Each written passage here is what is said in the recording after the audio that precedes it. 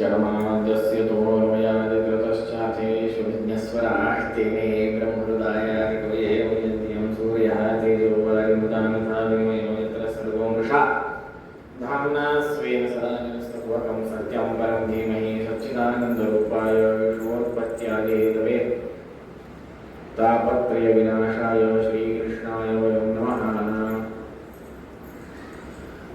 रामाय रामभद्राय रामचन्द्राय वेदसे रघुनाथाय नाथाय सीताय पतये नमः। आपदामपारतारं दातारं सर्वसम्पदां लोकाभिरामं श्रीरामं भूयो भूयो नमाम्यहं मनोजवं मार्कण्डेयं जितेन्द्रियमूर्तिमतां वरिष्ठं वातात्मविमानमुख्यं श्रीरामदूतं शरणं प्रपद्ये।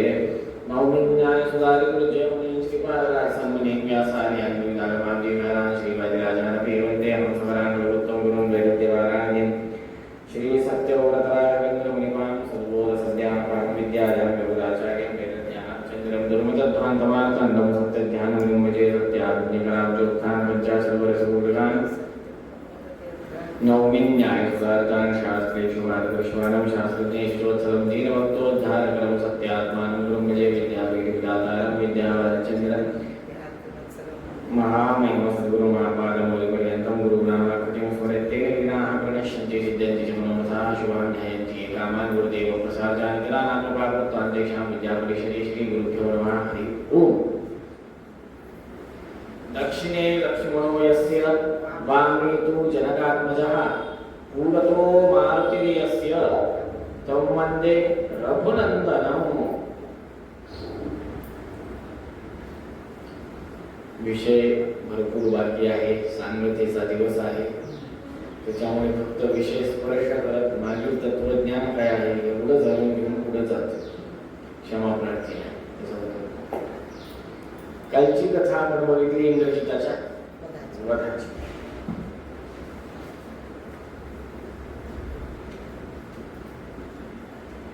इंद्रजितांनी धर्माचरण केलं का नाही, काय म्हणून केलं? स्वतःच्या वडिलांची आज्ञा, ते अधर्मी आहेत हे कळलं. इंद्रजिताने धर्म सांगितलं कोणाला? वडिलांना, की बाबा तुम्ही केलं हे चुकीचं आहे, तथापि मी तुमची मान मर्यादेला ठेच पोहोचू देणार. तुम्ही केलं ते चुकीचं आहे, जगदंबेला वापस द्या, सीतामातेला दिलं का? नाही. मला कळालं समोर कोण आहे मारणार मला, शेष. कसं कळालं? 3 बाण सोडले, 3 वापस आले, त्यांना घात झाला का? लक्ष्मणांना नाही. असं असताना काय म्हणतात की बाबा तुम्ही सोडून द्यायचं जगदंबेला, सोडून दिलं का? नाही दिलं. मग असं असताना युद्धाला गेलेले इंद्रजित पराजित झाले, त्यांचा वध झाला, पराभूत झाले. पुढे चालून रावण महाराज स्वतः शेवटच्या दिवशी युद्धासाठी निघताना कसे येतात तर त्यांचं विधान सांगतात की रथावर बसताना रथाची पूजा करतात, वाहन पूजा नेहमी करावी, रथाला प्रदक्षिणा करतात, वाहनाला प्रदक्षिणा करावी, नमस्कार करावा आणि नंतर पुढे निघावं. असं असताना बघा आपण देखील बाहेर निघताना प्रार्थना करायला पाहिजे. काय करायला पाहिजे? प्रयाणे गरुडारूढं पारिजातहरं हरिं सत्यभामायुतं ध्यायेत् सर्वकार्यार्थसिद्धये. प्रयाणे गरुडारूढं, प्रयाणामध्ये गरुडारूढ असलेल्या भगवंताचं कसे ते पारिजातहरं हरिं अशा त्या भगवंताचं स्मरण करायला पाहिजे. सत्यभामायुतं ध्यायेत्, नुसतं भगवंताचं नाही, कोणासोबत त्यांचं स्मरण करावं? सत्यभामाचं सोबत त्यांचं स्मरण. सत्यभामायुतं ध्यायेत् कशासाठी करायचं? सर्व कार्यार्थ सिद्धये. अजून काय स्मरण करायला पाहिजे? अग्रतो नारसिंहश्च पृष्ठतो गोपीनन्दनः उभयोः पार्श्वयोः रास्तां सशरौ रामलक्ष्मणौ. अग्रतो नारसिंहश्च, माझ्या पुढे कोण? नरसिंह. पृष्ठतो गोपीनन्दनः, मागे भगवान कृष्ण. उभयोः पार्श्वयोः उभयोः पार्श्वयोः रास्तां.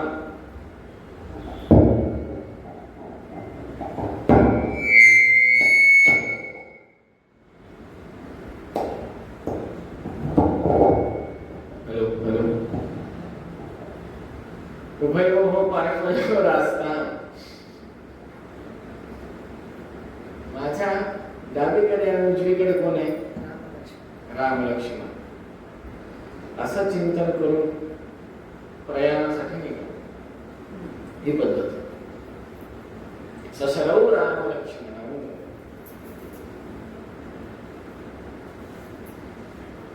रावणांनी रथाचं पूजन केलं, वाहन पूजन करून त्याच्यावर बसले, देवी देवतांचं चिंतन केलं. विशेष करून ते ज्यांची उपासना करायची रावण महाराज कोणाची? रुद्रदेवाची. त्यांचं विशेष स्मरण केलं. त्यांचं स्मरण करून युद्धाला निघाले. युद्ध सुरू झालं. भगवंत स्वतः युद्धात पुढे आले. युद्ध सुरू झालं पण मरण काही होत नाही. आता याच्यावर 108 पेक्षाही जास्त उपलब्ध मागे म्हणलं रामायण आहे. काही शास्त्रकार म्हणतात की बाण मारला शिर वेगळं व्हायचं, परत तिथं नवीन यायचं. काही जणांचं म्हणणं की 10 कुंभ एक साथ काढायचा. काही शास्त्रकारांचं म्हणणं की 10 विद्वानांना एकत्र हरवे, एवढी बुद्धिमत्ता असल्यामुळे त्यांना दशानन असं म्हणायचे.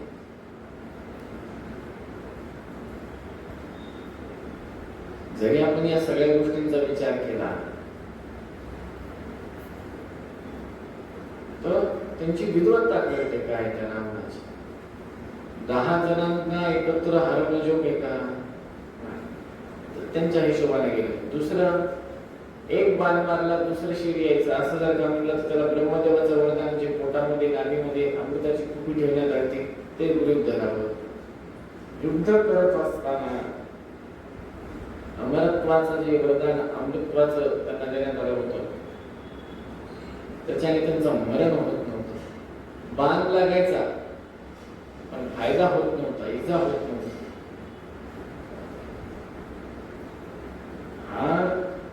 रावण हे रथावर बसून आले. भगवंताकडे कुठं काय रथ नाही, सारथी नाही, काय. इंद्रदेवानं रथ पाठवला होता युद्धासाठी त्यांच्या सारथी समोर. दोन्ही रथ हवेत होते युद्धाच्या वेळेस. देवेंद्राच्या रथावर बसून भगवंताने युद्ध प्रारंभ केला. सगळे देवी देवता आकाशामध्ये दाखल होते फक्त युद्ध बघायला. मरत नाहीये, मरण काही येत नाहीये का? भगवंताला माहित नाही का कुठे मारायचं काय? माहितीये पण का नाही? नाभीवर मारायचं ना. माहिती होतं पण विभीषणाला ती बुद्धी का दिली सांगण्याची? विभीषणाने सांगितलं ना अमृत आहे त्याच्यावर अग्निबाणाचा प्रयोग करून ते अमृत पहिले नंतर ब्रह्मास्त्र प्रयोग करा.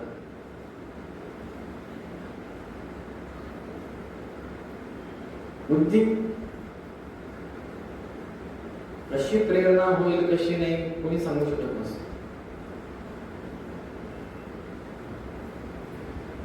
युद्ध खूप वेळ चाललं. शेवटी विभीषण आता मुळातच मायावी, विभीषण राक्षसी असल्यामुळे त्यांना उठण्याची कला आवडत होती. मायावी असल्यामुळे ते वरी आले भगवंताच्या रथाच्या तिथे.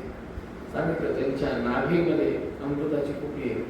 पहिले अग्नी बाणाचा प्रयोग करा, अग्नी अस्त्राचा आणि सगळं अमृत सगळं प्रयोग करा, नंतर ब्रह्मास्त्र प्रयोग करा, त्याच्यानं म्हणून घे.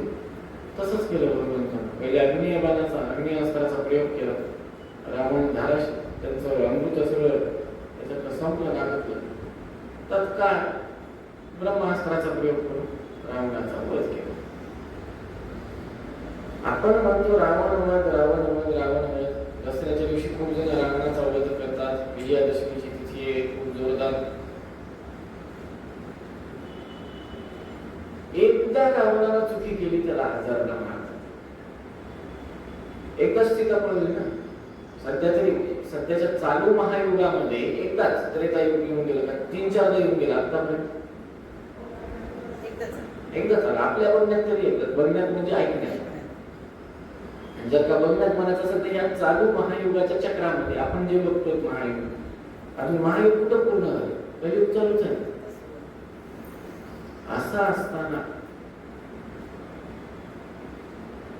रावणाने एकदाच चोरली सीता, एकदाच सीतेचं अपहरण केलं तर त्याला 1000 वेळेस आपण मारतो. आपण जे पाप करतो तर आपल्याला कितीदा मारलं.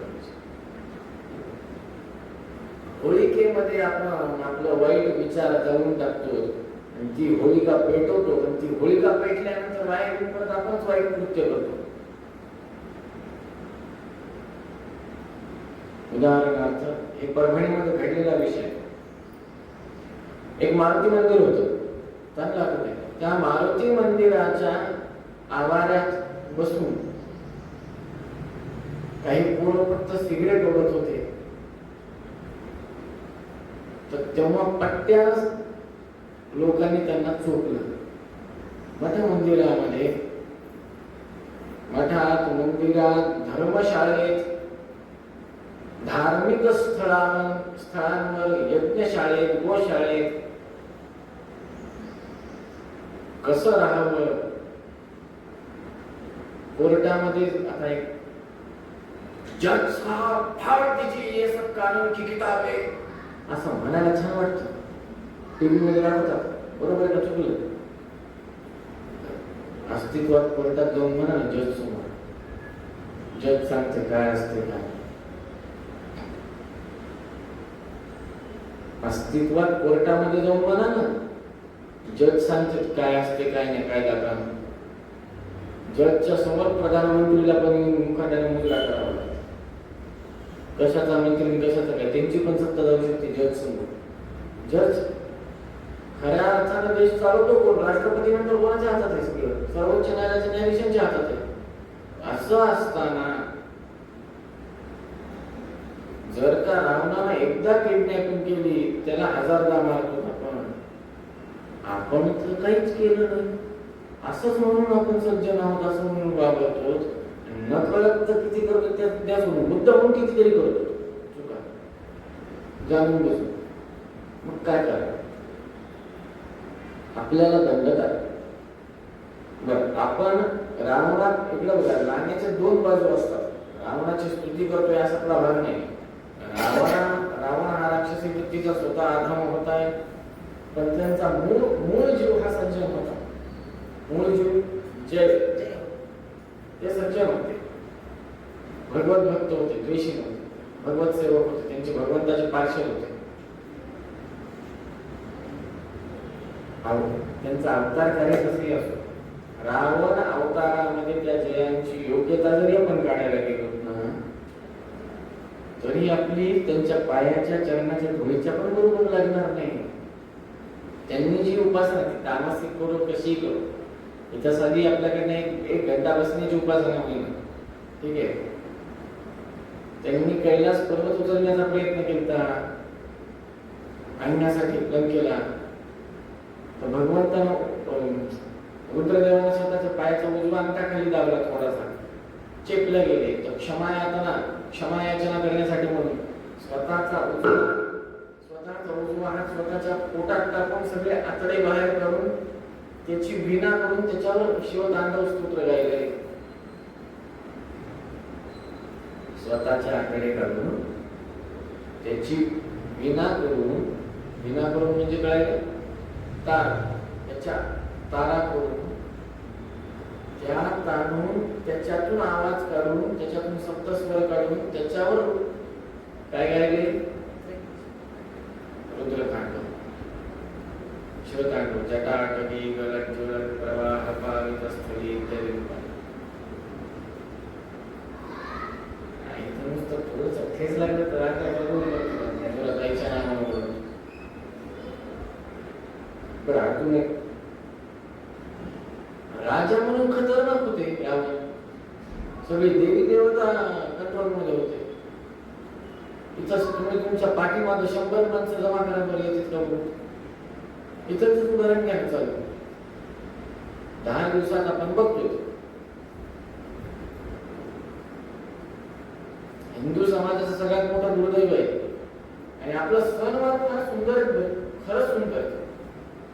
चैत्र प्रतिपदा मिरवणूक, रामनवमी मिरवणूक, होळी धिंगाणा, अक्षय तृतीया मिरवणूक. त्यानंतर कुठला आहे सण पुढचा? श्रावण, आषाढ एकादशी, सुट्ट्या शाळेला, श्रावण सोमवार आधी शाळा, आषाढी एकादशी मिरवणूक, भाद्रपद गणपती मिरवणूक देखावे, नवरात्रात धांगडधिंगा दांडिया, दीपावली फटाके राख रांगोळी, तुळशीचं लग्न, दत्त जयंतीला काही एवढं कोणी बोलत नाही. दीपावली मोठ्या कृष्णाष्टमी, गोकुळाष्टमी, दहीहंडी, धांगडधिंगा, मकर संक्रांती, पतंगबाजी. एकंदरीत धर्मासाठी केलं काय आम्ही? वर्ष तर वाया घातलं, कशा घातलं? केलं काय?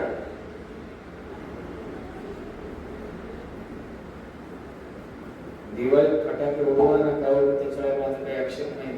दिवाळीसाठी केली गेली. रावणातले 10 गुण आपण चुकीचे सांगायला 100 गुण काहीतरी एक चांगलं असं ना त्याच्यात, सगळंच वाईट आहे. समोरचा व्यक्ती सगळाच वाईट कसा असू शकतो? काहीतरी जन्मल्यापासून काहीतरी काहीच नाही तर निदान आईच्या गर्भात राहून शांतता राहिलेली करू. सगळंच वाईट असेल तर तेवढं तर चांगलं असेल काहीतरी. असं असताना आपण रावणापेक्षाही खतरनाक नाही का?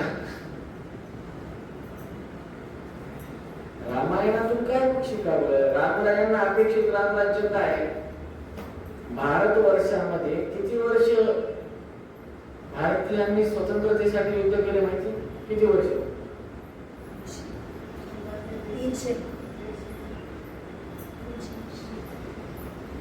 तुम्हाला किती माहिती? भारताने स्वतंत्रतेसाठी 700 वर्ष स्वतंत्रतेचा लढा दिला. किती? पृथ्वीराज चव्हाण भारताचे एकमेव चक्रवर्ती सम्राट जेव्हा धाराशायी पडले तिथून 500 वर्षाचा लढा तर अयोध्या राम मंदिराचाच आहे की हो. बरोबर ना? 500 वर्षाचा लढा कशाचा? अयोध्याचा. त्याच्या आधीचा अजून 200 वर्ष.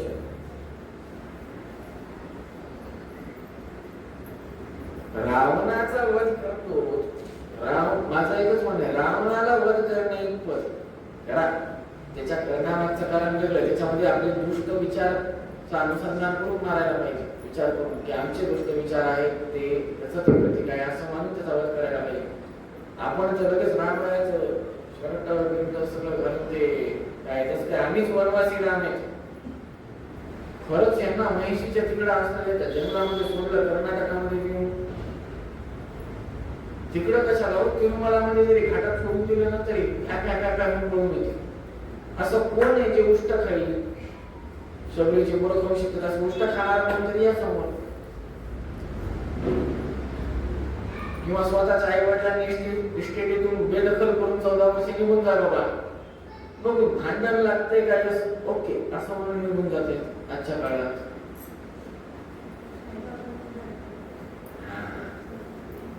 हे हिंदू संस्कृती आहे सध्याची की आई वडील कुठे? मी 2 दिवसापूर्वी एक काव्य सांगितलं होतं. त्या काव्य स्पष्ट म्हणलं होतं काय? मुले मुली ही असता पैसा बाबा बाबा करतील, कवडी नसता दमडी नसता तौबा तौबा म्हणतील. जगती किंमत पैशाला जी तैसी प्रेमाला नाही. दिव्य प्रेम हे स्वर्गीय प्रेम काव्याच्या शोभे देही. श्रीमंताने निंदा केली वागविले ना आदराने, तरी तयांचा केर झाडतील पदराने.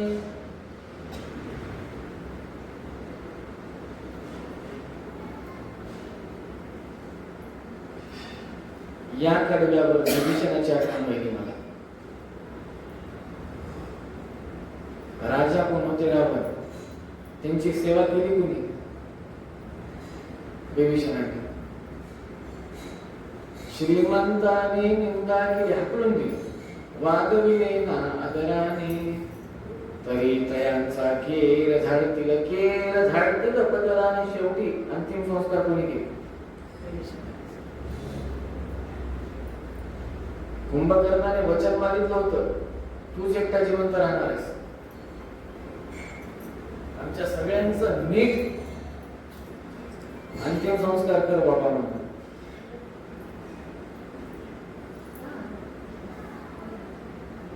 त्याच्यामुळे हे देखील आपण विसरता कामा नये. योग्यता आपली काय आहे, काय करतोय, काय करायला पाहिजे हे सगळं विसरून जातो. नको ते सगळं करतो. होलिकेमध्ये दहन केल्यानंतर, होलिकेला दहन केल्यानंतर, खरंच होळी पेटवल्यानंतर आपले सगळे पापकर्म त्याच्यात जळायला येतो.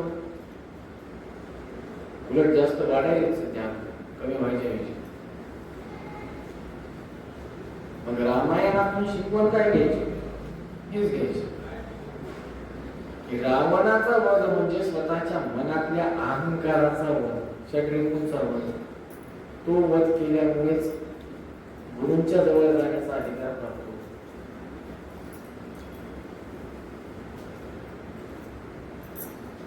पुढे चालून कथा माहिती आहे सगळ्यांना की बाबा रावणाचा अंतिम संस्कार आधी ग्रहण होता. त्यानंतर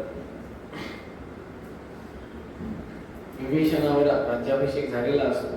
लक्ष्मणजी स्वतः त्यांना जाऊन सिंहासनावर आरूढ करतात. भगवंत काही मी प्रवेश करणार नाही पुरीमध्ये कुठलेही, त्यांचा संकल्प असतो. 14 वर्ष संपायला 2 दिवस मात्र शेष असतात. भगवंत चिंतातुर असतात. सीता मातेचं अग्निपरीक्षण होतं. किती नीच समाज असतो.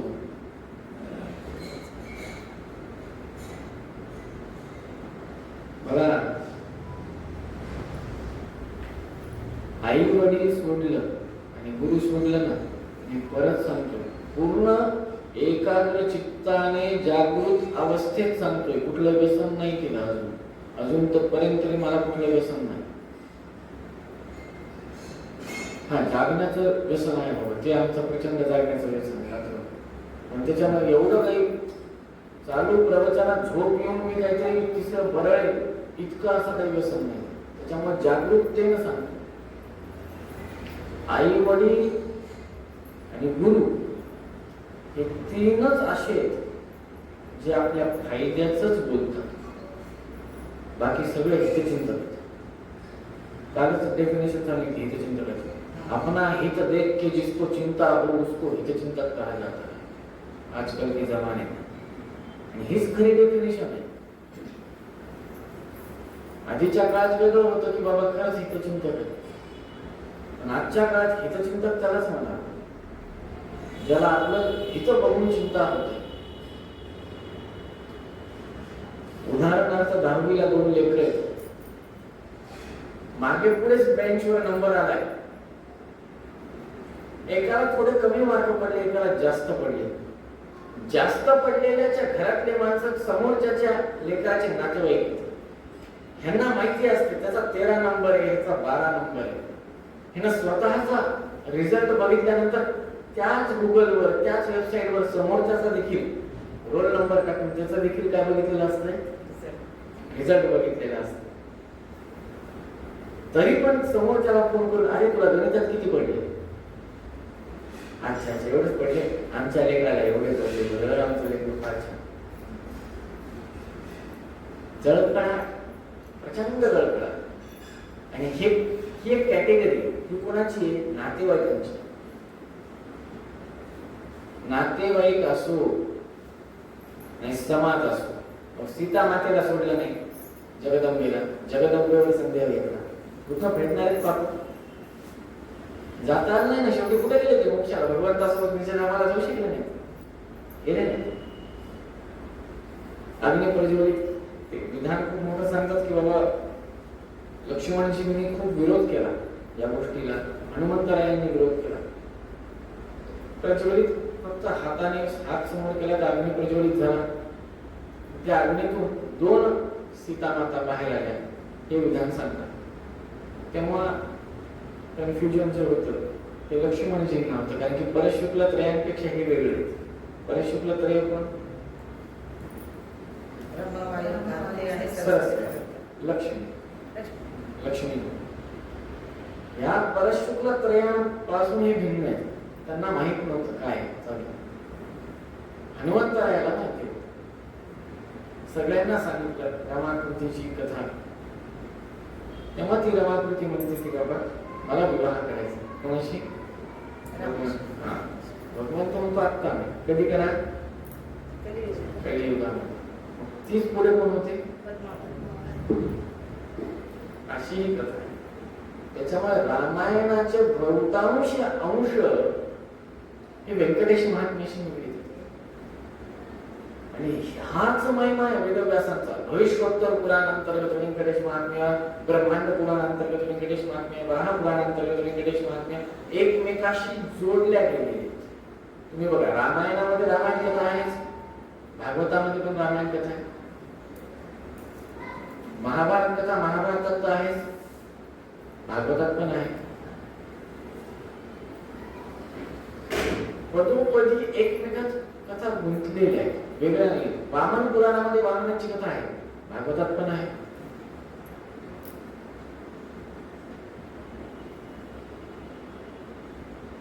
परीक्षा झाल्यानंतर बघा भगवंतानं काय सांगितलं रमाकृतीला की कलियुगात. आत्ताच का नाही? ते तर क्षत्रिय होते, विवाह करायला सिद्ध होते. एक बाणी एक वचनी एक पत्नी व्रत असते. त्याच्यात बड्या मुश्किलीने एक पत्नी व्रत चालले. एक बाणी माहित नाही, आणि बाणीची अवस्था घरातच होते आपल्या. एक वचनी मात्र आपण माहित कोणीच नाही. आईच्या पोटात गर्भात असल्यापासून मिथ्यावादी काही काही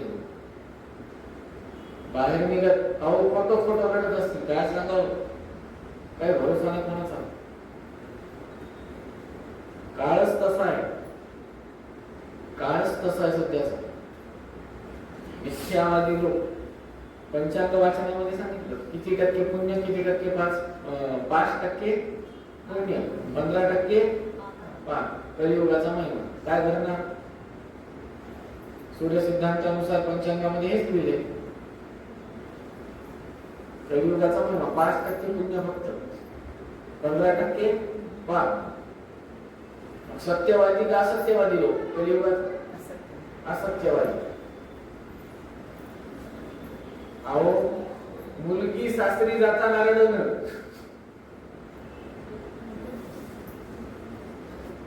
असं असताना भगवंतांना देखील कष्ट चुकले नाही. बसल्या जागेवर तुम्हाला कुठून मिळणार, मला कुठून मिळणार? अयोध्या गमनाची चिंता लागलेली असते. हनुमंतराय त्यांना पुढे पाठवतात. भगवंत जावा आमच्या भरतांना सांगा.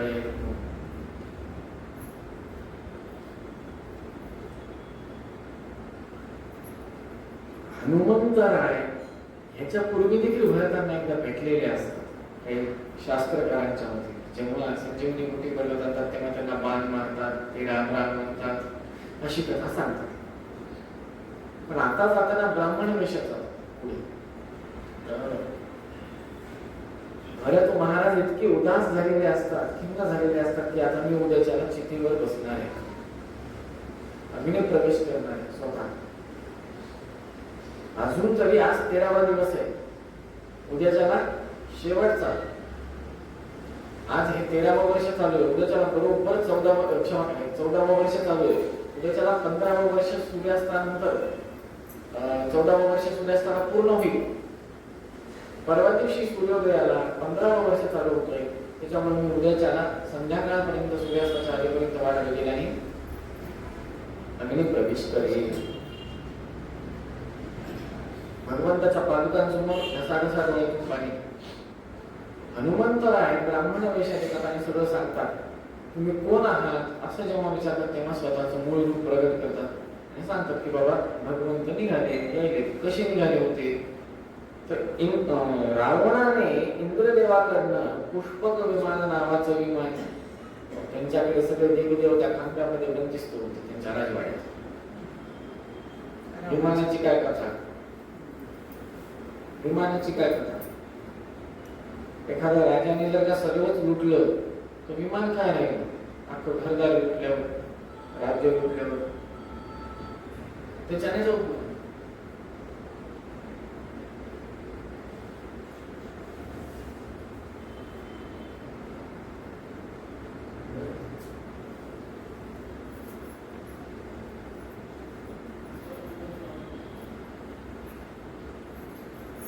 हिंदीमध्ये एक भजन आहे राम आते नगरिया. इथे समजू याच्यात म्हणतात भैया भरत है बवरिया राम आते नगरिया. आनंदानेच पागल झाले म्हणे. कोण? भरत महाराज. तर म्हणतात की सुवर्ण कलश रखवातो बंधवादो मंगल द्वार आय गए रघुनंदन सजवादो द्वार द्वार सुवर्ण कलश रखवार. आता बघा स्वामीजी येतात तेव्हा पूर्ण कुंभाने स्वागत करण्याची पद्धत आहे. सुवर्ण कुंभानं स्वागत करावं श्रेष्ठांचं. सगळी अयोध्या सजवली होती आणि भगवंत हे कधी भक्ताने केलेली सेवा विसरत नाही.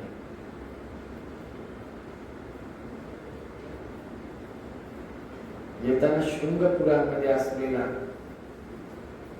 त्यांचा सेवक कोण? शृंगपुरामध्ये कोण होता? निषादराज. विसरू नका हो. निषादराज. माझं ते शरद मुलीकडे गेले पटकन डोकं तिकडे. निषादराज त्यांनी गंगा पार केली. तेव्हा काही शास्त्रकारांच्या मते काही ग्रंथकारांच्या मते सीता मातेने गंगा देवीला साकडं घातलं होतं. मी जर का वापस आम्ही जेव्हा येऊ तेव्हा तुझी ओटी भरेल. तेव्हा निषादराज म्हणले होते की तुम्ही माझ्या राज्यात या. तेव्हा भगवंत म्हणले होते की आत्ता नाही, वनवासावरून येताना तुमच्या पर्णकुटीमध्ये चरण ठेवतो. केलेली सेवा विसरले का भगवंत? भक्ताला केलेली नाही. बरोबर गंगेच्या तिथे येऊन सीता मातेने ओटी भरली, गंगा पूजन केलं. तिथून नंतर निषादराजाच्या घरामध्ये राज्यामध्ये जाऊन नामग्रह केलं. भगवंत कसा अनुग्रह करतो, काय करतो, काहीच सांगता येत. फक्त आणि फक्त रक्षतीत्येव विश्वासा. रक्षण होणार, कसं होणार, कुठं होणार, कधी. विभीषणांना टेन्शन नव्हतं का? होतच की. त्याच्यावर आपण केवढं चिंतन केलं त्याच्यावर आपण त्या दिवशी. बाहेर निघता मातेची स्त्री भय केले निर्माण रामा तू माझा यजमान ऐसे असता या पोटाची का करू चिंता जाण. ऐसे असता या पोटाची, याच्यावर आपण किती चिंतन केलं. ते बाहेर निघाले लंकेतून. बाहेर निघता मातेची स्त्री. कोणी रक्षण केलं? आतमध्ये टेन्शन होतं. जननी जठरी रक्षण. लंकेमध्ये असताना देखील टेन्शन होतं त्यांना. 2 मिनिटासाठी नुसतं डोक्यामध्ये घ्या की आपल्याला पाकिस्तानच्या जेलमध्ये ठेवले, आजूबाजूला AK-47 लावून बसवले. मारणार नाही, टॉर्चर करणार नाही, बिलकुल नाही, बिलकुल नाही. अंधारा खरंच पण नाही. सगळ्यात मोठी टॉर्चर काय माहिती का? झोपू न देणं. 11 दिवस जर का माणूस जागा राहिला तर 12व्या दिवशी त्याच्या फोटोवर हात चढते. कितव्या दिवशी? नाही सिद्ध आहे विषय. सगळ्यात घातक टॉर्चर काय? खाऊ घाला, पिऊ घाला, जे पाहिजे ते द्या, जे ऐकायचे ते ऐकू द्या, नाचायचंय नाच, खायचंय खाय, प्यायचंय पी, काय करायचंय कर, पण झोपलं की मार, झोपू द्यायचं. सगळ्यात मोठा टॉर्चर. कशी असेल शिक्षा? तशी भावना आपण लक्षात ठेवायला पाहिजे की रावण कसे होते. त्या ठिकाणी एक तुळशीचं झाड होतं, विभीषण नावाचं. आजूबाजूला विष आहे, तिथं तुळस आहे. कसा दम घुटत असेल, आजूबाजूच्या मातीमध्ये युरिया, तिथं ती तुळस. ही भावना म्हणा. भगवंताच्या कृपेने आपल्या घरात तर तसं काही नाही कोणाच्या, तरी पण आपण भगवंताच्या सेवेत किती सज्जनतेनं पुढे चाललो त्या दुर्जनतेनं पुढे चाललो. पहिल्या नजरेत भगवंताची स्तुती करताना विभीषण उवाच, नमस्ते राज राजेंद्र, नमस्सीता मनोरमा, नमश्चंडकोद दंड, नमस्ते भक्तवत्सल. आपण काय म्हणतो? नैवेद्य झाला प्रसादाचं, आहे प्रसादाची वाट, त्यावेळी गोडून ताट, शेष घेऊन जाईन तुमची आज्ञा गवन. कोणी म्हण काढली माहित नाही. आधी पोटोबा मग विठोबा. ज्यानं कोण काढली तो एकदा भेटायला पाहिजे.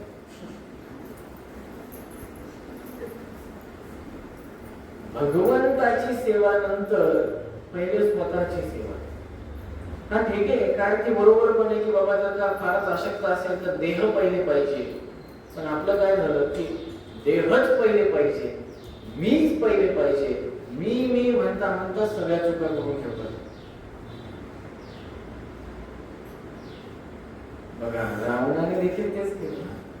श्रीराम म्हटलं की चिडायचा, श्री म्हणायचं नाही शत्रूला. श्री म्हणायचं नाही शत्रू. शत्रू आहे त्याला शत्रू सारखंच ठेवायचं. रावणाचं एक खासियत होतं, माझ्याशी चांगलं तर चांगलं, माझ्याशी वाईट तो आहे. मराठीमध्ये म्हण जुनी, आमच्याशी वागलं तर गंगेवर लागेल. काय म्हण? काय? आमच्याशी वाकडं तर गंगेवर लागेल. अर्थ कळलं? असं कोणाचा स्वभाव होता? आपण बघितलं, रावण सौख्य अपसौख्य तलवार चालवायचा. रावणाला घेणं देणं नाही, त्याला फक्त एकच माहिती, काय? विक्ट्री. विक्ट्री पाहिजे आम्हाला. ती कशी मिळाली काही संबंध नाही. मी ह्याच्यासाठी सख्याचा देखील, मी सख्याच्या नरड्याचा गोड घेईन, मी स्तुलताचाही घेईन, सावत्र्याचाही घेईन, शत्रूचा निघच घेईन. मला घेणं देणं नाही, मला ह्याच्याशी घेणं, मला फक्त विजयाशी घेणं देणं. ही बुद्धी आहे सध्या आपली. धर्म गेला बाजूला, आम्हाला काय पाहिजे? शिक्षण पाहिजे.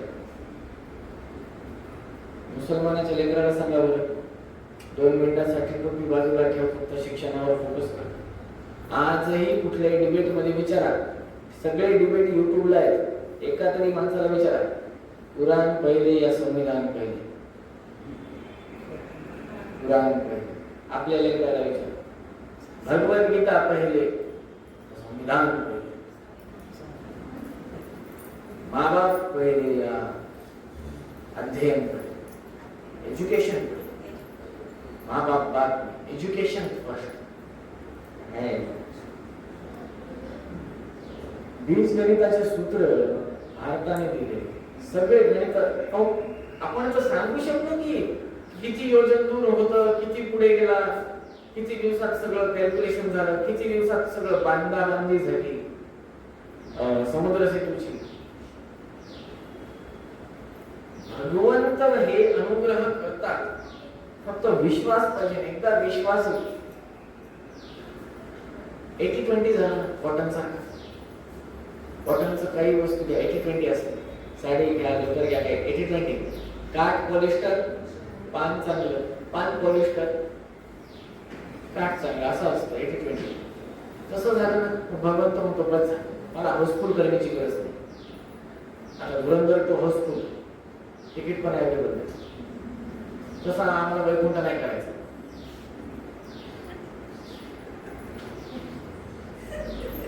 तसं आम्हाला करायचं नाही. आमच्या प्रकोष्ठाच्या बाहेर आम्हाला हाऊसफुलचा बोर्ड लावायचा नाही. काही गरज नाही. योग्यता जेवढी आहे तेवढीच घ्यायची. बाकीच्या बघा, तूप सगळेजण कडवतात ना, तूप कडवल्यानंतर खाली बेरी राहते,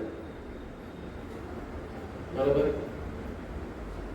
त्याचा काही उपयोग राहतो कशी? हवनात वापरतात, देवाला साक्षात जातं ती बेरी नाही. खरबूज आहे, साल काढूनच खातात ना, का साली सोबत खातात का? जेवढं लागतं तेवढंच खातात, बाकीचं भगवंत पण तसंच आहे. जेवढं पुण्य तेवढंच बघतो वैकुंठासाठी, बाकी काय बघत. निषाद राजानं, नावाड्यानं जी सेवा केली ते बघितलं आणि अनुग्रह केलं, त्यांच्याकडे गेले बरोबर. परत या कृतीतून भगवंतानं दाखवलं की मी माझ्या भक्तांना वाऱ्यावर सोडत नाही. एकदा भेटलो नंतर बघितलंच नाही असं नाही करत.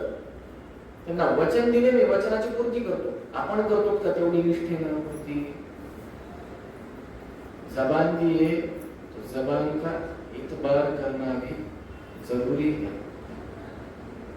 शब्द दिला तर शब्दाला जपलं पाहिजे, चांगलं पाहिजे. बोलायचं एक, करायचं एक, दाखवायचं एक.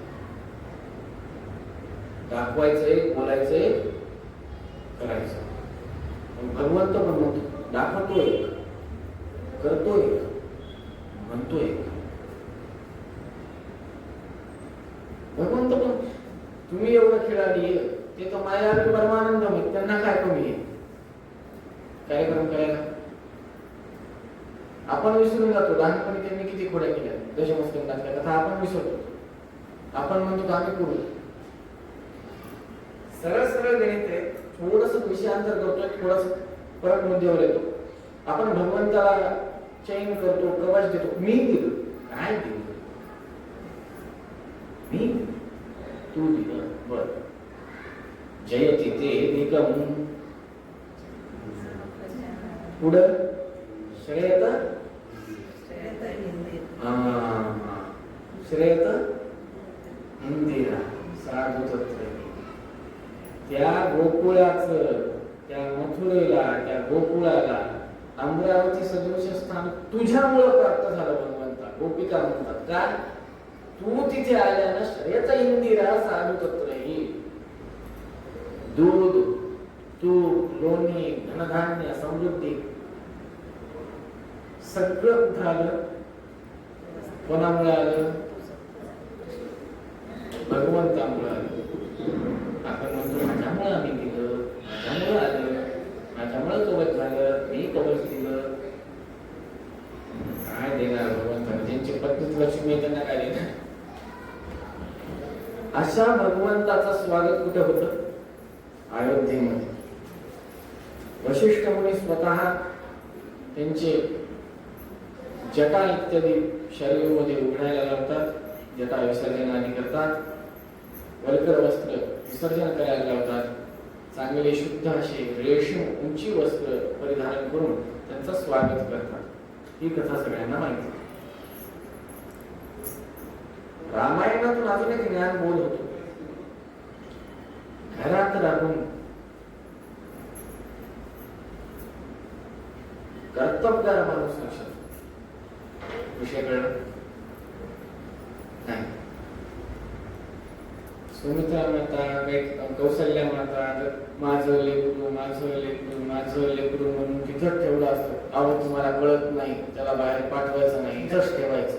वय वर्ष 14 वनवासाला जाताना भगवंत माझं लेकरू म्हणून तिथंच ठेवलं असतं तर काय झालं असतं? मर्यादा पुरुषोत्तम झाली असते का? राम म्हणून कोणतरी राम आहे बाबा, भगवंत हे होणारच होतं यात काही सिद्ध नाही. थोडं लौकिक दृष्ट्या चिंतन करूया.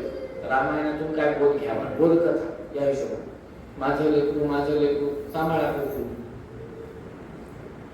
तर रामाचं पौरुष्य बाहेर आलं असतं का? त्यांचा कर्तव्य आलं तर त्यांची बाहेर झळकली असती का? थोडं लौकिक दृष्ट्या म्हणजे अध्यात्म थोडं बाजूला ठेवून चिंतन केलं. एक म्हण आहे मराठी, जिथं पित्त तिथं विकत नाही, तिथं विकल्या जात. त्याच्यामुळे स्वतः मी कोण आहे, आई वडिलांच्या सपोर्ट शिवाय, आधाराशिवाय माझी काय पात्रता आहे? माझं नाव जयेश जीवन पेडगावकर आहे. जीवन पेडगावकर हे नाव जर का मी काढून टाकलं तर माझी काय पात्रता आहे? कोण सांभाळणार आहे? स्वतःच्या पायावर आधी उभं टाकावं लागतं. 100 रुपये का होईना कमवण्याची हिम्मत वयाच्या 18 मुसलमानाची लेकरं लहान लहान असतात, वयाच्या 5व्या वर्षी फावडा आहे की कुदळ घेऊन येतात गावाकडे, कुछ काम आहे का म्हणून व्यवहार करायला चोख असतात. वयाच्या 7व्या 8व्या वर्षी नाही 50 रुपये शिकवून नाही होत. आपलं लेकरू नाही 7च वर्षाचं लेकरू आहे, त्याला काय काम चालणार आहे? डब्बा उचलायला होईल ना त्याला माळ्यावरचा 7व्या वर्षी. कुदळ तर दिलीच नाही ना हातात. आपल्या माणसात चांगलं आहे, शिक्षणाला प्राधान्य दिलं ठीक आहे, घरातलं काम आमचा बंटी फार नाजूक आहे. बंटी तेरा साबण सुरू आहे क्या? खरंच सुरू आहे. बुद्धीला गंध लागलेला साबण लाडूबा बाहेर गेल्याशिवाय, अहो इथं वृंदावन आहे, नरसिंहदेव आहे ना, त्याच्या प्रतिष्ठापना करायच्या आधी त्या दगडावर छन्नी हातोड्याला काय केले? दगडाला घाल नाही गेलं ना. रायरांचं दर्शन घेतात ना वृंदावन, 2 मिनिटासाठी विसरून जाऊ. रायरांचं वृंदावन आहे, दगड आहे ना. तो वृंदावन कशाच आहे? सोन्याचं चांदीचं नाही, कशाच आहे? पाषाणाचं आहे. तयार करताना त्याच्यातून राघवेंद्र स्वामी बाहेर आले ना, कशाने आले? छन्नी हातोडा वापरला ना का? मग दगडाला देखील मार लागल्याशिवाय, कष्ट झाल्याशिवाय तो आकार घेत नाही. तर घरामध्ये नुसता एका सपोर्ट खाली लेकरू कसं करेल? त्याला पण त्याच्या पायावर उभं टाकण्यासाठी काय करावं लागेल? खूप झालं, वय वर्ष 20 झालं, तू तुझं काम चिमणी सारखं व्हायला पाहिजे. चिमणीची कथा मी सांगितली. भगवंताचा राज्याभिषेकाचा प्रसंग सप्तसागर इत्यादी विधान सांगतात. यज्ञ यागादी करून नांदी श्राद्ध इत्यादी प्रचंड मोठा विस्तार. मातृकापूजा, नांदी श्राद्ध, रिद्धी सिद्धी समेत सांग सपरिवार गणपतींचं आवाहन, विशेष देवी देवतांचं आवाहन, सगळ्यांचं आवाहन प्रशस्त सांगतात. कुठल्या पदार्थानं कुठलं कार्य केले ते देखील सांगतात वाल्मिकी रामायणात. म्हणून 24,000 श्लोकांपेक्षा जास्त आहे. 10 दिवसात कवर होऊ शकत नाही का? भागवताला फक्त 11,000 श्लोक आहेत. किती? 18. वाल्मिकी रामायण 24,000 प्लस आहे. परिशिष्ट वेगळे.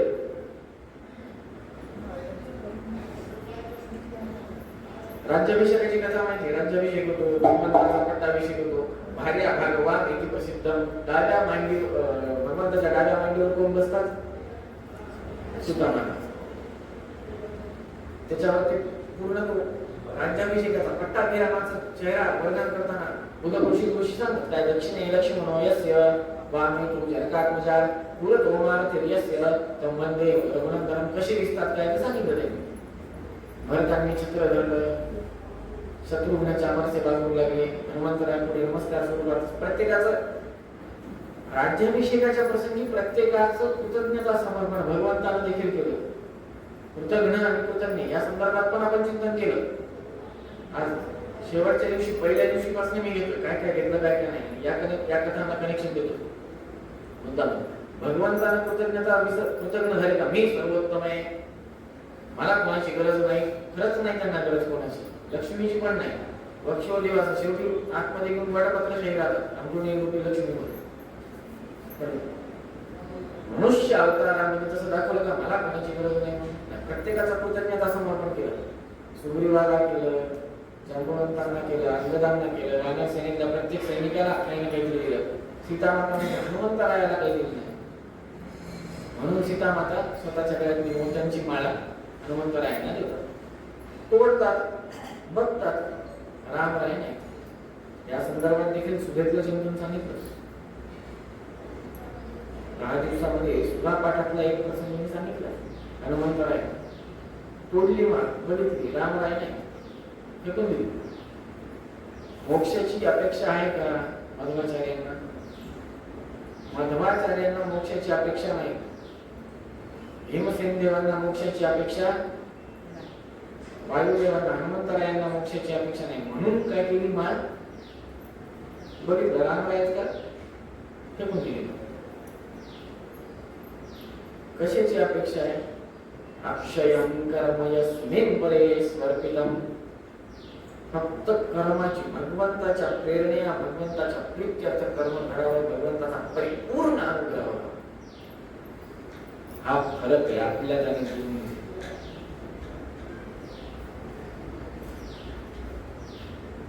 पुढे चालून सीतामातेचा त्यागाचा प्रसंग सांगताना पण थोडा अवघड जातो, म्हणून मी त्याच्यात वर्णन करणार नाही. एवढंच सांगतो, समाज किती विकट असतो. त्या काळामध्ये 5 असत्यवादी लोक होते, 5% आणि 15% त्रेतामध्ये 5% असत्यवादी. त्या 5%कडे काय म्हणतात, राजा होणं सोपं नसते. आपण म्हणतो कोविड मध्ये तर प्रत्येक जण प्रधानमंत्री झाला. व्हॉट्सअपवर ठेवू लागले, देश असा चालला पाहिजे, प्रधानमंत्र्यांनी अशी निर्णय घ्यायला पाहिजे होते. प्रत्येक जण व्हॉट्सअपवर बोलायचं. आता तेच चालू आहे, असं करायला पाहिजे. तिथं बसून बघा ना, कळतंय. 14च्या आधी सगळं सुरळीत चालू होतं, आणि 14 नंतरच अचानक कसं काय एवढं गडबड झालं. आज महासत्ता होण्याच्या दिशेला म्हणून भारत देश चालला.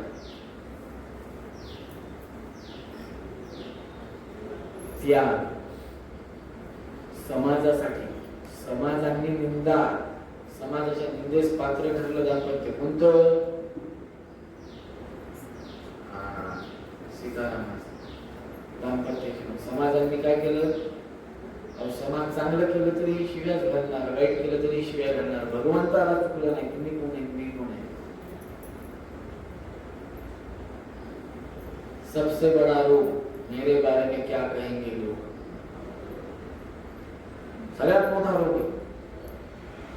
लोकांना काही घेणं नाही. मुंबईमध्ये जावा, लोक धोतरावर फिरले तरी फॅशन आहे, आणि अंडरपॅन्टवर फिरले तरी फॅशन आहे. तिथं लोकांना वेळ नाहीये. गाड्यांच्या काट्यावर लोक चालतात, तिथे लोकांना घेणं नाही. तुम्ही जगलात काय, मेलात काय, ट्रकनं उडवलं, 2 मिनिटासाठी पंचनामा होतो, जागेवरून त्या परत गाड्या फिरतात. तिथे घेणं नाही माणसाला. तसं आपल्या मनाला करा तयार. मुंबई तशी मुंबई करा. म्हणायची काय, मला घेणं देत नाही, मी माझे भगवंत, माझे गुरु, मी माझं अध्ययन, माझं कार्य, माझं कार्य संपला विषय, त्याच्या पलीकडे मी नाही. समाजामध्ये जगताना समाज आता तर 15% पाप आहे, 5% पुण्य आहे फक्त. धर्माचरण करताना पदोपदी मला देखील सांगतात एवढं सगळं एवढं कशा. खूप जण बोलले, नातेवाईकापासून गल्लीपासून दिल्लीपर्यंत खूप जण बोलले. ऐकावी जनाचे मराठी साहित्य फार प्रसिद्ध आहे बरं. काय नाही त्याच्यात, सगळं येतं. वाक्य प्रचार म्हणी एकदा खंगाळून काढा, खूप सुंदर आहे. ऐकावे जनाचे, करावे पण मन शुद्ध करायचे. मनच जर काही इकडे तिकडे जाणार असेल तर करता काय? भगवंताने सीतामातेचा त्याग केल्यानंतर भगवंताने कधी शय्या, मंचकी शय्या केली नाही. हे किती जणांना माहिती आहे? आपल्याला तर मंचकाशिवाय झोपच येत नाही. मंचकी शय्या म्हणजे खूप मोठी गोष्ट आहे ती. मंचकी शय्या व्यंकटेश्वरालाच ते मान खर्च द्यायला पाहिजे भगवंताला मंचकी शय्याचा. आम्ही ते विनाका बसल्यात कावेरी काकू आमच्या, आम्ही पोखरणे नरसिंहाला गेलो. मुदगल नरसिंह करून पोखरणे नरसिंह. त्या गावाची खासियत आहे, ऐका 2 मिनिटं सगळ्यांनी लक्ष देऊन. त्या गावामध्ये कोणाच्याही घरात पलंग नाहीये, त्या गावामध्ये 2 मजली इमारत नाहीये, त्या गावामध्ये कोणी छत्री घेत नाही. ऊन असो, पाऊस असो, वारा असो, त्या गावात कोणी छत्री घेत नाही. त्या गावामध्ये विटांचं बांधकाम नाहीये, पक्क कच्चे बांधकाम आहे आजही.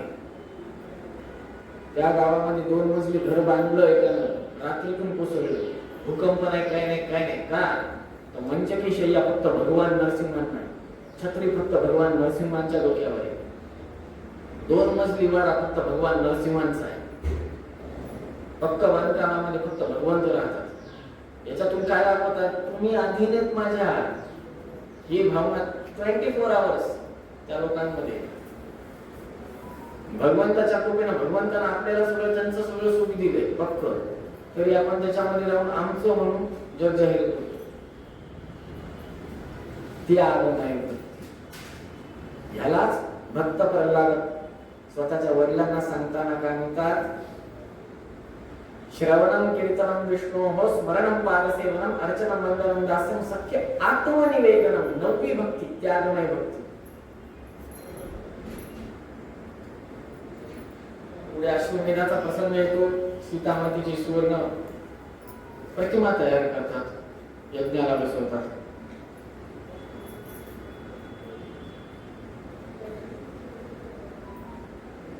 तदप्रसंगी लवकुशांचा जन्म इत्यादी सांगतात.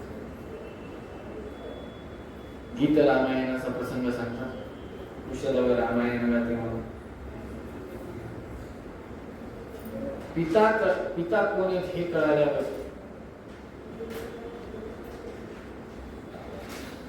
भागवती जगदंबा स्वतःच्या पुत्रांना लवकुशांना पित्याच्या स्वाधीन करते आणि स्वतः लुप्त होते, स्वलोकी निघून जाते. लक्ष्मणांचा देखील त्याग होतो. दुर्वासा मुनी येतात क्रोधात. तिथे यमधर्मराज आलेले असतात.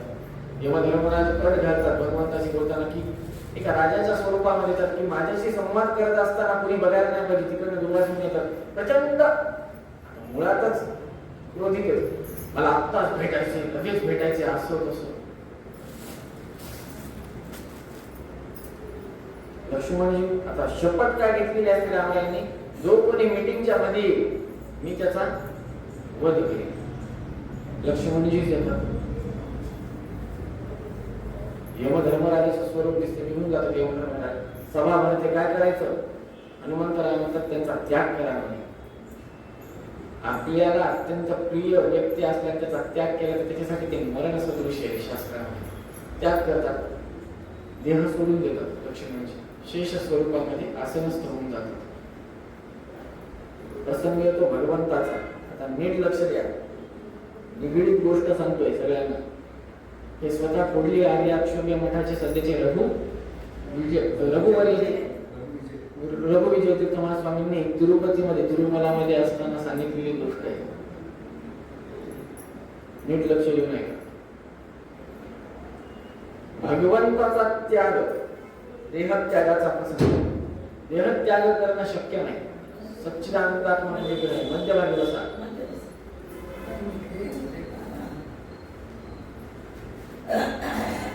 भगवंताचा देहत्यागाचा प्रसंग. महाप्रयाण जन्म. सच्चिदानंदात्मक असलेला विग्रह वंदे गोविंद आनंद ज्ञान देहम पतिम श्रिया. ज्ञान सदृश असलेल्या देहाचा त्याग कसा होणार. विषय कळतोय.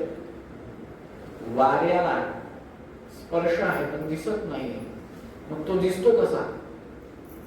तो म्हणा मी धूप लावतो, धूपातून जे दिसेल तो वारं, ते वारं, ते त्याच प्रकार असा.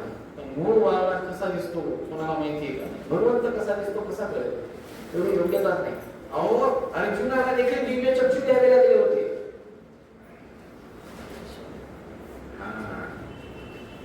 विश्वरूप बघायला अर्जुनाला देखील दिव्य चक्षु, भीष्मक राजाला देखील दिव्य चक्षु द्यावे लागले होते. तेव्हा त्यांनी बघितलं. असं असताना भगवंताचा देह त्याग कसा असेल. हा जड देह त्या ठिकाणी त्याग केला असं म्हणता येईल. देह तिचे जड देह, तिथे राहिला. भगवंताचा देह जड आहे का सच्चिदानंदात्मक आहे? सच्चिदानंदात्मक. सच्चिदानंदात्मक विग्रह कुठे गेला? स्वरूपी. राहिला तिथं कुठला? जड. दशमस्कंदात आपण 12 स्कंदाच्या कथेमध्ये हे सगळं आपण श्रवण करतो. भागवतामध्ये, श्रीमद भागवतामध्ये या कथा आहेत. असा असताना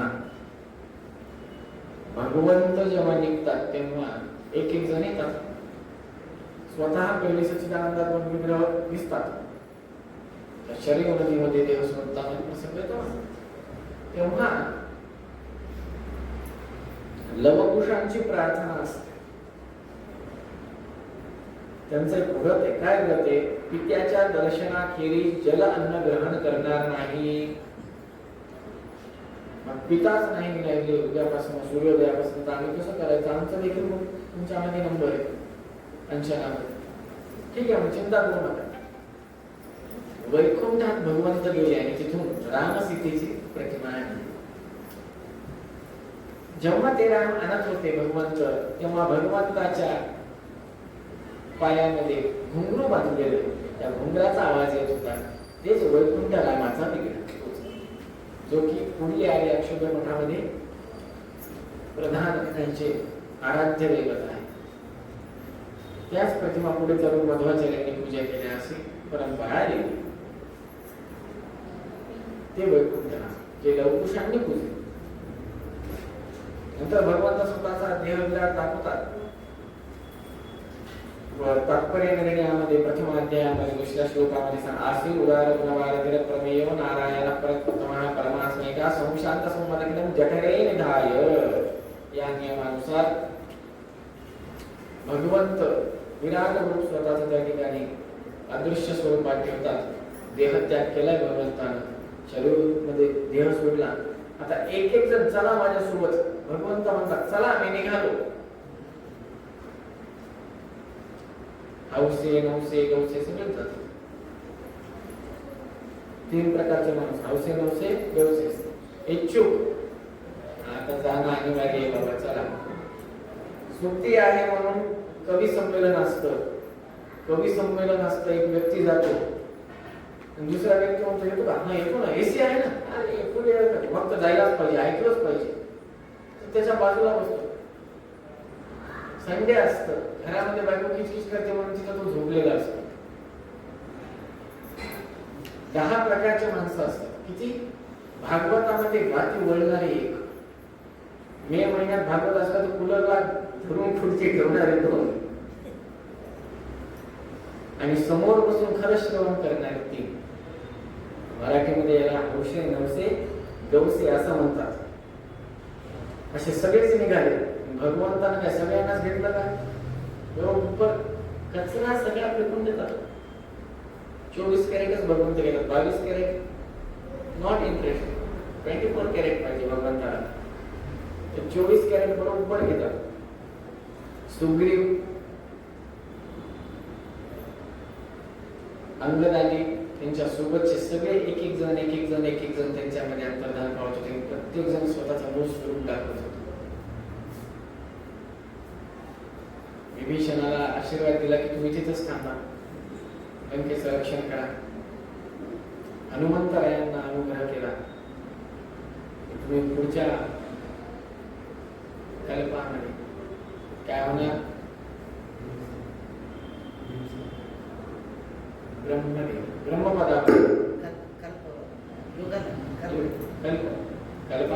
कल्पांतायुष्य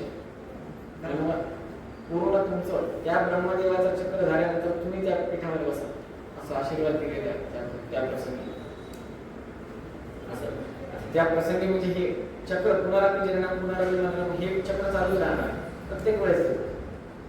असं असताना एकंदरीत रामायणातून काय करतो?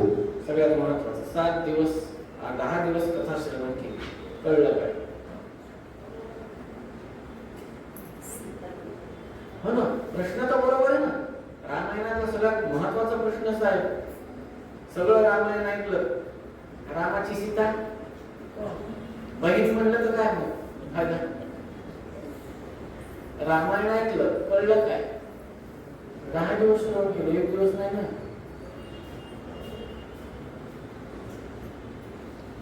पहिला परशुराम भेटीच्या प्रसंगी अतुल नावाच्या राक्षसाची कथा श्रवण केली. भगवंत तुम्ही किती चतुर राहिलात. अतुलानं वरदान मागितलं होतं की भगवंत जेव्हा आपसात भांडण करेल, भगवंत आपसात युद्ध करेल तेव्हा माझं मरण यावं. त्याला वाटलं भगवंत आपसात भांडण करणार झालं प्रसंग घडला. धनुर्भंग धनुष्य शिवधनुष्याच्या भंगाच्या प्रसंगी आले समोरासमोर टक्करले. अतुल नावाच्या राक्षसाचा वध झाला. त्याच्यामुळे जास्त चतुर होऊ नये कुठं आपण. आपल्यापेक्षा चतुर मुळे ते बसलेले. राज्याभिषेकाची तयारी काही प्रसंग काय मागावं कुठं मागावं हाच होऊ शकतो. काही कुणाच्या आईचं नाव काही एक आता कौशल्या फार फार चटू शकते. राम नाव आता सगळ्यांचं नाव आहे. कौशल्यानंतर म्हणते काही नंतर म्हणतात ना काय होऊन बसलं बरं. तुम्ही भाऊ कसा असावा काय असावं या संदर्भात सांगितलं. आत्ताचे कसे आहेत तुमचे आणि कसे पाहिजे, भावांचा व्यवहार कसा पाहिजे ते कळालं. पादपूजेचं महत्व, शूरपणखा सूड बोलण्याची वृत्ती कशी आहे, काही घेणं देणं नव्हतं. रामरायांशी सीतामातेशी आणि लक्ष्मणाशी काही घेणं देणं नव्हतं. कोणाला शोधण्यासाठी निघाली ती नवऱ्या.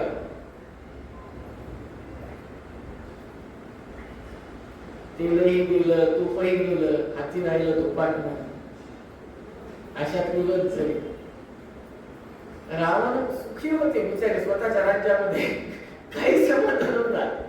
कोण राम आहे कोण वनवासाला आहे काही दूर खबर नाही काही नाही. काय केलं तिथं जाऊन काढी लावली. अख्खं रामायण घडलं. कशामुळे काढी लावली, कोणाचा सूड उगवायचा होता, रामाचा का रावणाचा. सूड कोणाशी उगवायचा होता, शत्रुत्व कोणाचं होतं. शूरपणखा मुळी दाखवणं की मी शत्रू आहे तुमची. आणि शत्रू मुळात कोणाची, रामाची का रावणाची. शूरपणखा रावणाची. पण समोर गेल्यावर बहिणीसारखं नातं, रक्षाबंधन. नेमकं रक्षा कोणी कोणाची केली तेच कळलं याच्यात.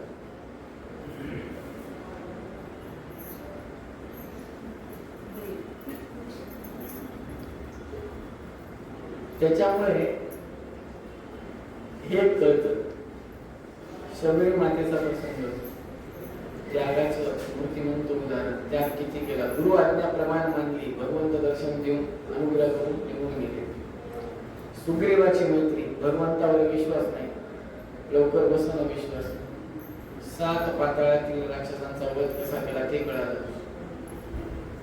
वाली भगवंत वाली प्रसंगात वधाच्या लपून बाण मारतो. भित्राय भगवंत नाही का, वाली भगवत भक्त आहे. मी समोर आलो तर तुम्हाला शरण येईल, त्याला अभय द्यावं लागेल. शरणागत वत्सलाला मी अभय देतो. जर का मी समोर येऊन बाण मारला, त्याचा प्रयत्न केला तर शरण येईल, त्याचा वध करता येणार नाही. सुग्रीवाला वचन दिले म्हणून लपून बाण मारला. त्यानंतर सुग्रीवाच्या हातात सत्ता जाणे आणि सीताशोध मोहीम. एका प्रसंगी मायावी रूपामध्ये सगळेजण म्हणतात अंगद, जांबवंत आणि तारा देवीचा भाऊ. तारा कोणाची पत्नी, वालीची. तिचा भाऊ तार काय म्हणतो, अंगदा आता माघारी गेलो, टाइम लिमिट संपली आपली, माघारी गेलो तर मला शोध. आणि कुठं शोधणार नाही माहित नाही. तू इथंच आम्ही अंगदा तुला राजा करतो, तुझ्या आधिपत्याखाली आम्ही राहतो. तेव्हा हनुमंताला धमकी देतात का, तुम्ही मुकाट्यानं करा नाही तर मी तुम्हाला घेऊन जातो करायला. मी तुम्हाला घेऊन गेलो तर तुम्ही सोबत या, पण काही करू शकणार नाही. अशी तुमची हाडं खिळखिळे होती. धर्माच्या करिता आमासा जगती रामाने घाडी गेले हे तिच्यासमोर आपल्याला कळतं. नंतर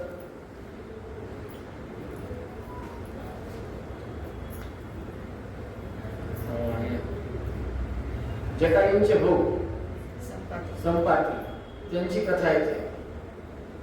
भगवंताच्या कथा श्रवण केल्याने देखील अनारोग्य जे प्राप्त झालेले ते दूर होत. पंख त्यांना प्राप्त झाले. त्यांनी कृतज्ञता समर्पण केलं, स्वतःच्या भावाचं पिंड इत्यादी केले. आपण करतच नाही खूप जण. हिंदूंची कथा तीच आहे की आम्ही आमचं कृतज्ञ राहू, कृतज्ञ नाही. त्यापुढे संपातीने सांगितलं कुठं काय तदर्श शिंशू पाळपक्ष अनुलस्थितराम आकृती म्हणून सांगतात सुंदरकांडामध्ये. ते गुगल मॅप त्या काळात नव्हता. त्या काळातला मॅप ज्यांनी सांगितलं त्यांचं नाव काय? संपाती. गेलं चर्चा सुरू झाली, कोण उल्लंघन करणार, हनुमंत राय गेले. नुसतं गेले नाही, 75% सगळा नाश करून वापस आले. आल्यानंतर परत सगळेजण गेले. विभीषणाची मैत्री, समुद्र उल्लंघन. विभीषणाच्या मैत्रीतून आपल्याला भरपूर काही कळालं. भगवंत कसा आहे, आत कसा ठेवतो, बाहेर कसा ठेवतो, शत्रूच्या छावणीत कसा असतो, शत्रूच्या छावणीतून सुरक्षित बाहेर कसा काढतो,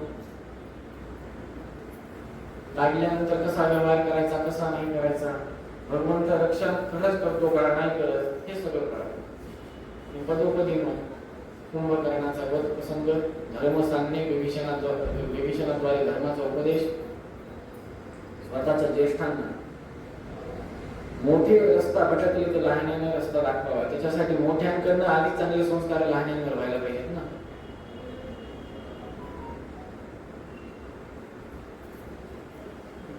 आणि शेवटचा प्रसंग रावण वधाचा, नंतर सीता मातेचा अग्नि परीक्षा इत्यादी. भरतांचं स्वागत अयोध्येत, भगवंताचा राज्याभिषेक, सीतेचा त्याग, जलसमाधी, अशी सगळी रामायण कथा. बरोबर. आता तुम्ही मला याच्यातलं आम्ही काय करू शकतो, काय करू शकत नाही. नित्य दिनाचे ना आम्ही विभीषण आहेत, ना आम्ही हनुमंत आहेत, ना आम्ही सुग्रीव आहेत, ना आम्ही अंगद आहेत. रावण देखील म्हणून घे, रावण सोडा, आम्ही निकुंभक पण नाही. निकुंभक म्हणजे कुंभकर्णाचे पुत्र, कुंभ आणि कुंभ, ते देखील आम्ही म्हणण्याच्या लायकीचे नाही. आमची कथा अशी आहे की आम्ही रावणाने एकदा किडनॅपिंग केली तर आम्ही दरवर्षी मारतो त्यांना. आम्ही दररोज सकाळी उठल्यापासून शेवटपर्यंत मित्र होईस्तोड अधर्म करतो, तर आम्हाला काय शिक्षा द्यायला पाहिजे? भगवंत सगळं बघतो, रक्षण करतो. रक्षते तेव विश्वासा, हा हृदयाच्या दगडावर किंवा काळजावर चाकून जर का चिरून कोरता आलं तरी करा. धाडस असेल. रक्षण होणार, कुठं होणार, कधी होणार, कोण करणार, विचारायचं नाही. ते जर का कळायला असतं तर तुम्ही त्यांच्या जागी असता. बरोबर आहे ना. कोण करणार, कधी करणार, कुठं करणार हे कळायला असतं तर आपण कुठं असतो? त्यांच्या जागी. त्यांनी सांगितलं रक्षण होणार, मंत्राक्षरा दिले, विषय संपला. कोण, कुठं, कधी. श्री गुरुभ्यो नमः एवढंच बोलायचं. भगवंतानं लहानपणी गुरुकुलात राहून वास केला, त्याच्यातून ज्ञानाचा गुरुभक्तीचा महिमा सांगितला. त्यामुळे आपण देखील पदोपदी गुरूंच्या आज्ञेत राहून,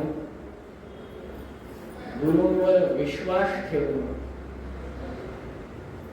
सतत गुरूंच्या सेवेसाठी मठामध्ये येऊन स्वतःची कृतज्ञता समर्पण वेळोवेळी केलं पाहिजे. गुरूंनी काय शिकवलंय, गुरूंनी काय सांगितलंय, गुरूंनी काय करायला सांगितले, त्याच पद्धतीने कर्म करायला पाहिजे. गुरु आज्ञा शिरसा म्हणते नाही, बाकी समोर काय नाही. मी पहिलेच म्हटलं, आई वडील गुरु तिघच, बाकी सगळं काय. सीता मातेच्या वेळेस पण तेच घडलं. लोकांनी काय केलं? त्याच्यामुळे आपण आपलं कर्म शिरसा गुरूंना ठेवायचं, माता पितांना शिरसा वंदनीय ठेवायचं, आपलं कार्य करायचं. चौथा व्यक्ती बघायचा नाही. हेच रामायणातून सिद्ध होतं. हेच रामरायांनी केलं. माता पितांची आज्ञा शिरसा धारण केली. गुरूंकडे शिक्षण घेतल्यामुळे त्यांना वनवासामध्ये कष्टाचं काही तेवढं जाणवलं नाही. लौकिक दृष्ट्या चिंतन करतो, आध्यात्मिक दृष्ट्या सांगत नाही.